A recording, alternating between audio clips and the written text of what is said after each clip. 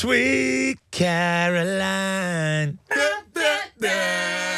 times never seem so good. So good, so good, so good. There we go, guys.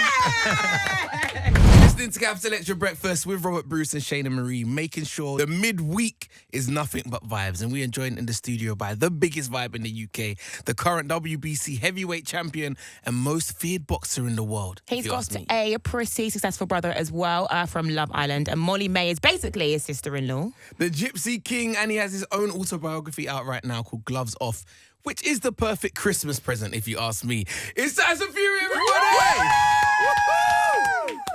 Thanks for having me on the show, guys. Massive fun. Yeah, brilliant to be here. Thank you very much. Thank you for coming. How are you? How's the family? I'm good, you know. I'm just recovering from my aches and pains after Saturday's fight. Family's very, very good. Thank you very much. Can I just say you look excellent in your Christmas jumper? Thank you very much. You look, Appreciate it. Amazing. Very on brand. We are excited to have you here, probably one of the most legendary boxers in the building. Let's talk about your book. You've written books before, but I can imagine it's very different to being in the ring. What inspired you to write this one? This is my third book. Again, I've been writing these books, revisiting. This third one is a revisit, really, of the first book with obviously a lot more new stories in it. But when I wrote the first book a few years ago, I was still very mentally unwell. So this one revisits those episodes, but from like a more sensible, well person's point of view. So it's a fantastic read. We love the quote as well. I'm a legend in this game. I can hit like a thunderstorm. Heart of a lion. Mindset of Wizard of Oz. Can you talk to me about the mindset, please? Because that's the bit I wanted to know. The mindset, my mindset's crazy. It's like, I don't believe anybody in the world can beat me. I'm never counted out. Like, even if I'm on the canvas, as we've seen against Deontay Wilder, knocked out nearly, I can raise up like a phoenix from the ashes and get that knockout victory and keep going and keep winning. So that takes mindset.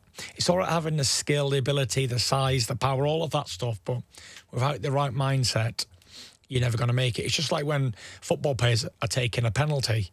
In training, they can score 20 out of 20, but they get the lights are on. The mindset has to be right, and they're going to miss.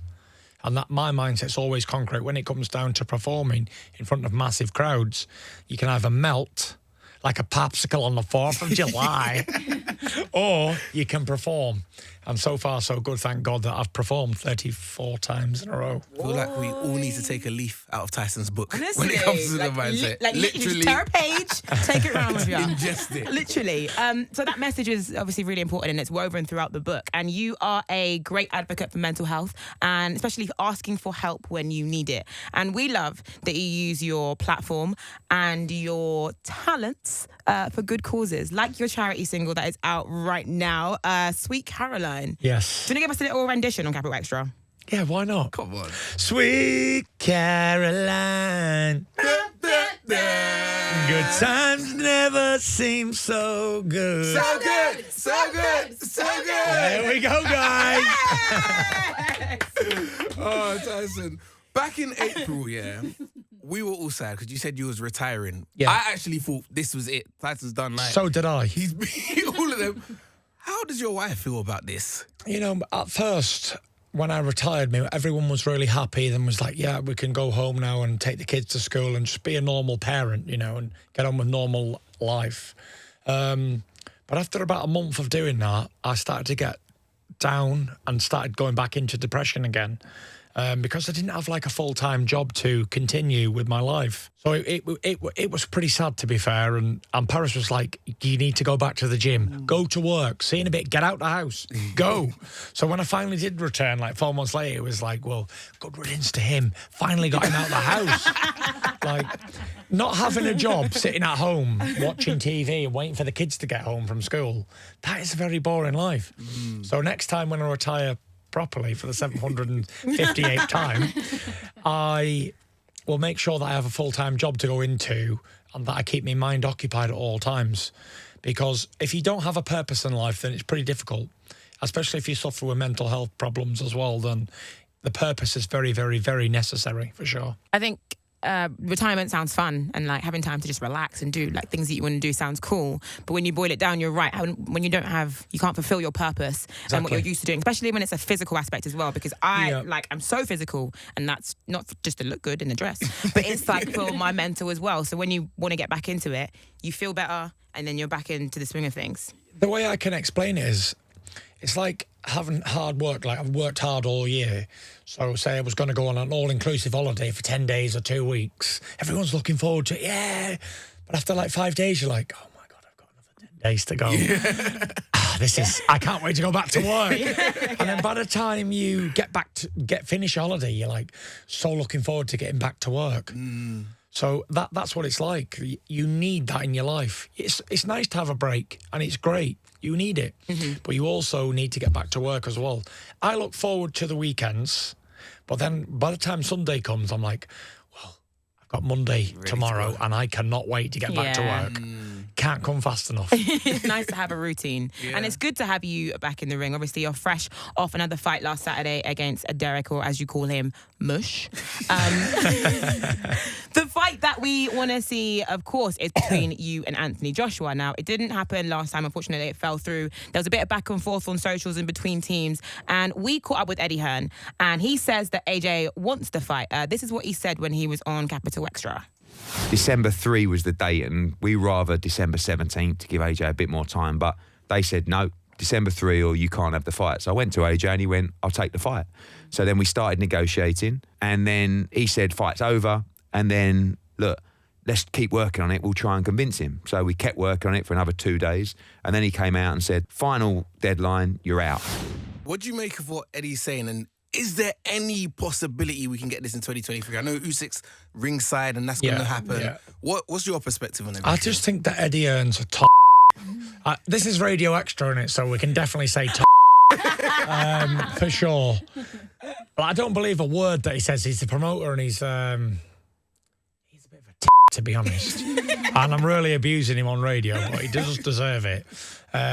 He sticks his nose into stuff that don't concern him. But then again, here I am promoting him, giving him publicity on the radio, so can we see the fight in 2023? Well, I have to fight Usyk next, and that's for the Undisputed Championship, and Usyk just beat Joshua twice, so that's a tougher fight for me. So we'll take that fight next and become the Undisputed Champion, and we'll see what happens from there. But I've never, ever been optimistic that the fight with Joshua will ever happen. I was optimistic for 1 week in the negotiations this time, and anything that don't get done quickly never gets done, in my opinion. Anything that's long process dragged out never ends up getting done. Like, if I go to buy a car today, I know that I want that car and I buy it. I don't go look at it and then think, right, I need 2 months to decide if I want it or not, because by the time I figure out that I want it, it's gone. So, yeah, you got to make decisions in life quite quickly and move on them. I've always been a big believer in that, striking while the iron's hot. So we tried to do the big Battle of Britain for December or November this year. It didn't happen, so that's why Derek Chisora stepped up. And fair play to Derek. He's definitely a warrior, and he stepped into the ring and gave me a hell of a challenge. Now, Tyson, your third book, Gloves Off, covers your whole career. But I was wondering, if you could go back and fight any of the greats from the boxing world, anybody, who would it be and why? I wouldn't fight anybody other than myself. Considering we're talking about like dream things and making things come to reality that are not real, then I'd go back to now, as I could say back in time. Well, I'd want to fight myself. Tyson versus Tyson, that would be amazing. I think I know the guy, and I know what he's going to do before he even does it. So I'd give myself the best challenge, I believe. And I think you'd know who would win. Yes. Yeah. Tyson Fury would win that one for sure. Yeah, he would. And that's the only way that I could guarantee a victory. You've given us so many iconic moments in the ring. We mentioned Deontay Wilder, the whole you getting up. I feel like that flooded everyone's timelines online. I wanted to know who has pushed you the furthest, or what fighter has pushed you the furthest, what fighter from your perspective? I think my toughest fight forever has always been the battle of mental health. That's been my toughest opponent, because I did an advert recently, I think it was this year, for like a mental health advert, and it was me boxing myself in a ring. Like, there was no opponent, and I was getting knocked all over, and it was a mental health awareness advert, and you can't see the opponent. Like for Joshua or Usyk or a Derek or Wilder, they're just physical people in front of me. I know what I've got to do. I've got to go in there, punch them in the face, and that's it. Pretty basic, straightforward. But with the battle of mental health, you can't see the opponent, and it's hitting you from all different directions. So that's been my toughest battle. The boxing side of things, it's always been a natural gift that I've had from being a little kid.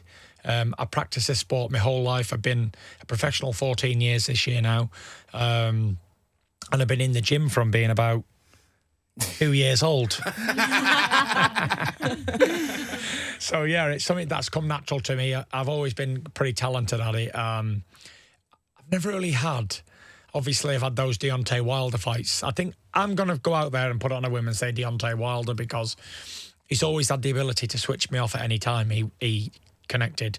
And he almost did it a few times. And like Dom said in Fast and Furious, almost doesn't count. Winning is winning by an inch or a mile. Yeah. We 100% agree. And you talk about your natural gifts and talents. You're a talented boxer, talented singer. I don't know about that. I will give it to you. We'll give it to you. But you've also got the gift of the gab. So we wanted to say to you this morning, right? Putting you on the spot. If you had to trash talk me and Shayna, what would you say? Starting with me first. I wouldn't. I wouldn't trash talk you because I don't want to get beat up. I only trash talk my boxers or their promoters. Oh, okay. I don't trash talk people like real people in real life. Because you're a good guy. Well, I don't know about good guy because I'm a badass.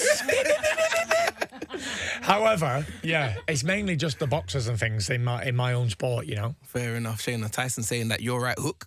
You don't want it. You don't want this smoke, Tyson. I don't want that smoke. No chance. Tyson, the countdown to Christmas is well and truly on. You are looking glorious in your Christmas jumper. Thank you. We wanted to get a boxer's take on Boxing Day.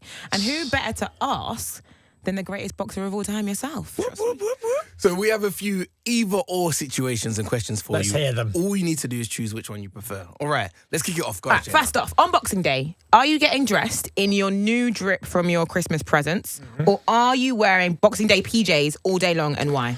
No, I'm getting dressed in my new stuff that I've just got because I want to see how I look in it. And I probably am not even going to fit in it after all the turkey sandwiches and mince pies I've just eaten.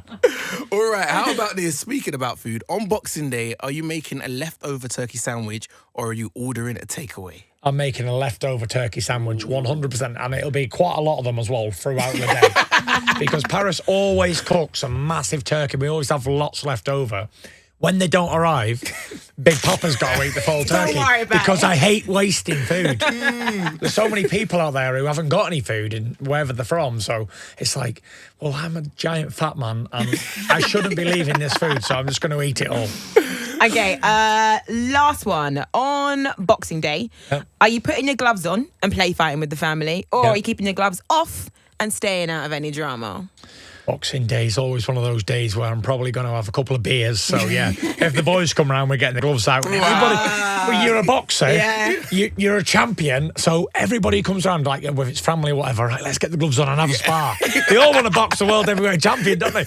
So it usually comes to blows in the living room, all over the sofa. Christmas tree comes down the lot. Poor Paris. You can imagine, can't you? Yeah. All my family are absolutely massive as well, all the boys. So everyone comes around and they all just like punch the out of each other. I can imagine Christmas at Tyson Fury's house being very, very manic, but we love it. Tyson, thank you very much for passing through. You're doing so well. One last time before you go, what can we get out of this book for people that are going to purchase this book? Why they should go and grab it? That book is a real insight into my struggle with mental health and my comeback story, and there may be something in that book that can help you in your personal life.